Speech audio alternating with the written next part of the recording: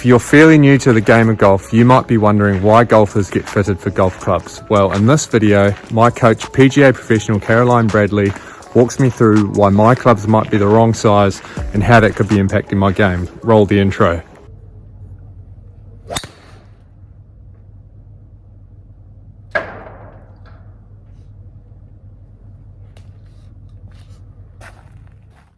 What's going on today, team? Sage here, aka the Golf Hackr, and welcome back to episode 20 of Scratch22. In today's episode, we're going back to my first lesson back in the UK with Caroline at the start of this year. It wasn't the best start, but then Caroline explained to me the impact of the length of your club, and after making some adjustments to how close I was standing to the ball, I started striking them a little nicer. So she explains what the impact is of getting fitted for your clubs, or how playing with clubs that are the wrong size for you can impact the results in your shots. So have a listen in, hopefully it's of some use to you.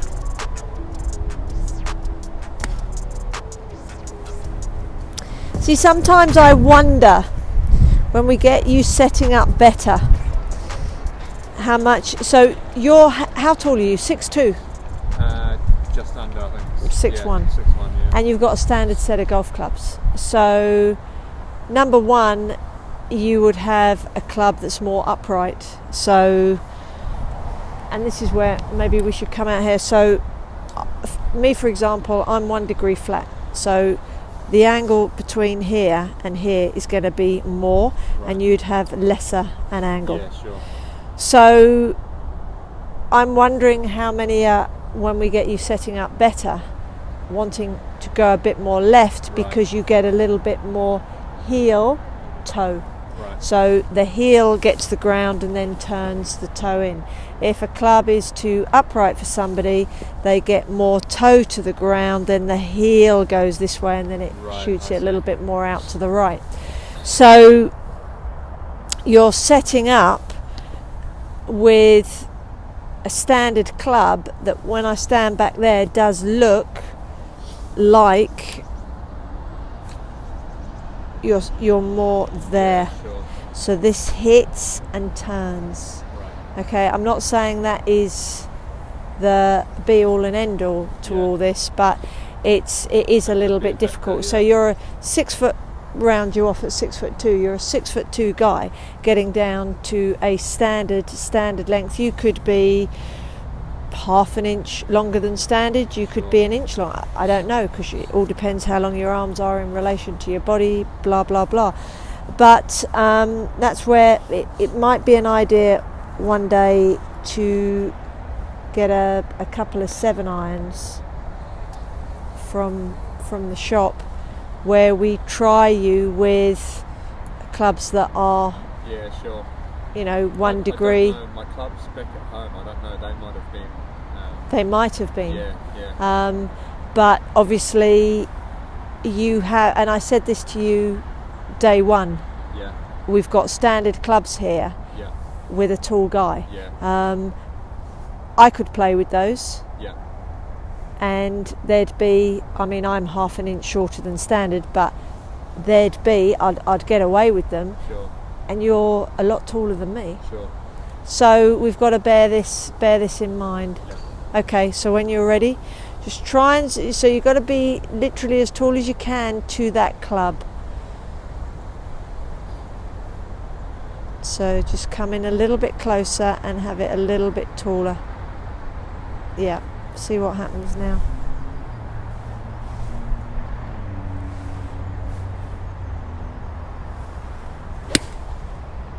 That was better. That was better. So you've got to stand as tall as you can with that club. Yeah. I think you're getting a little bit low. You've got to think, right, I've got to move a little closer. And a club should sit with the toe just in the air, as from about there. Right. Yours is up about there. Right. Sure. So just move in a tad closer to help you stand a little taller. Almost that white line's a good prompt there, right? That should be the end of that white line there. Just, yeah, just a tad, yeah. Yeah.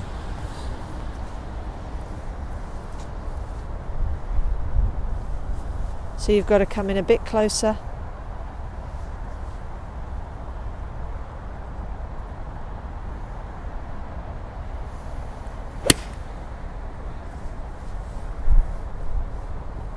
Because I believe that is just catching and turning. Sure, yeah. But even just with that... I think you could have even come in... With that mindset of just trying to get that club sitting... There. And then you've got to work Yeah. this posture around this angle as opposed to this angle. Yeah, sure.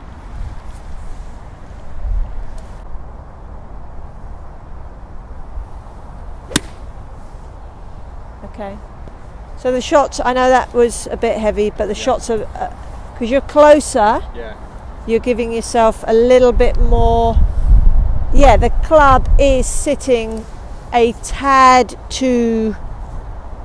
that's too flat, that's too upright. So you're caught a little bit between a rock and a hard place with this club, but you're better off to have it sitting there than more on the heel.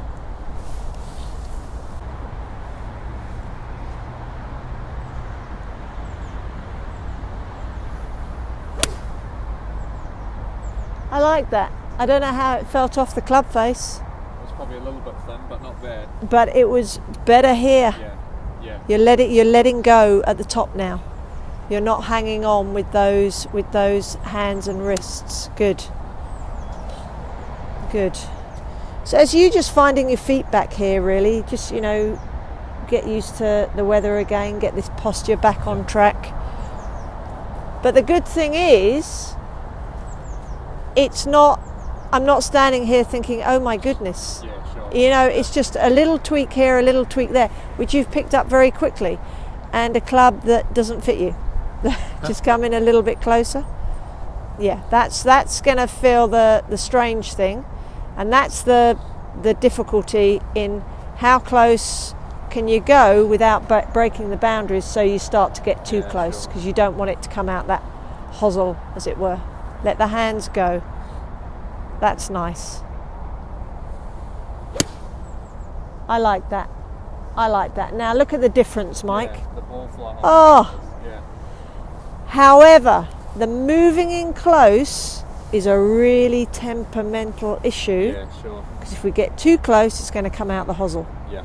And we've got to be careful. Yeah. So when you place it, the ball, absolutely in the centre. Yeah. But as I say, that's because we're playing with clubs that aren't 100% for you. But a massive thing is let these go. Don't let them go to that extent, but let them find the hinge.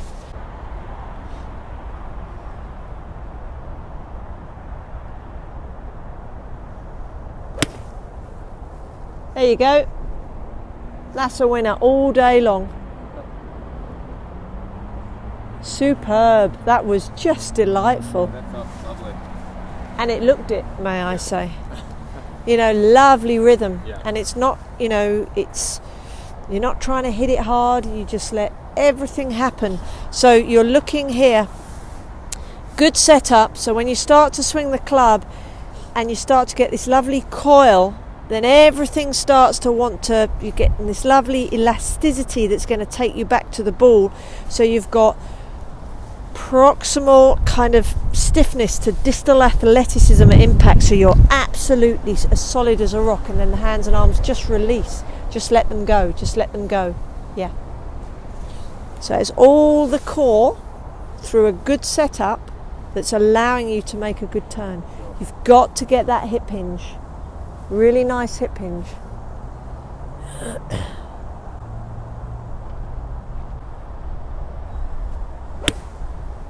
Wow. Little bit turning over, but Quite a bit towards the end, didn't it? it was nice though, wasn't it? Yeah. So at setup, solid on the ground, knees are nice and firm, just slightly, not inwards, slightly outwards. You've set the lats, they're pulling down nice and back. You're not rounding off, because if you round off, you go into that lumbar curve that we don't want. You've got to keep that nice hip hinge. Now just on that one, just let the wrist go a little bit more at the top. Yeah.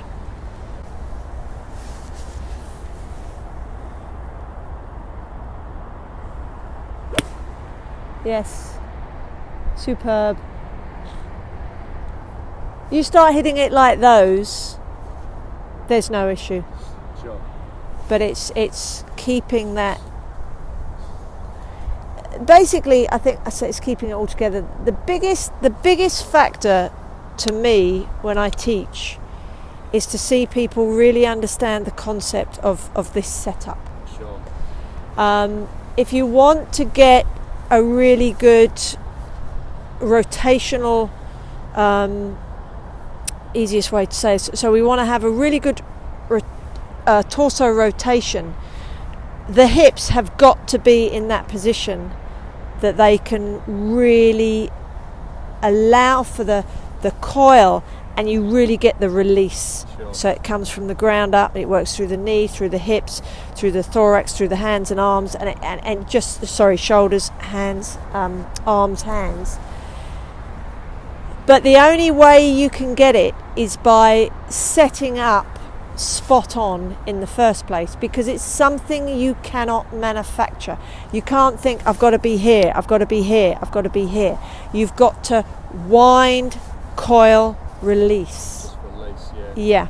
And the minute you get that, you start to get this lovely trajectory. You start to get this lovely ball flight. But the minute you are trying to create, it doesn't happen.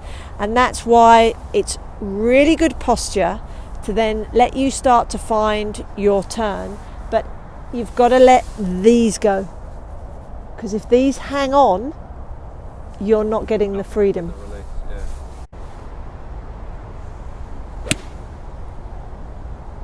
So we started off a bit kind of chunky, a bit here, a bit there, sort of not, and now all of a sudden you're getting a good strike, good ball flight. Okay, yeah, we have had a little bit of movement, but we've got to get you comfortable again. And as I say, Mike, we are dealing with some clubs that aren't,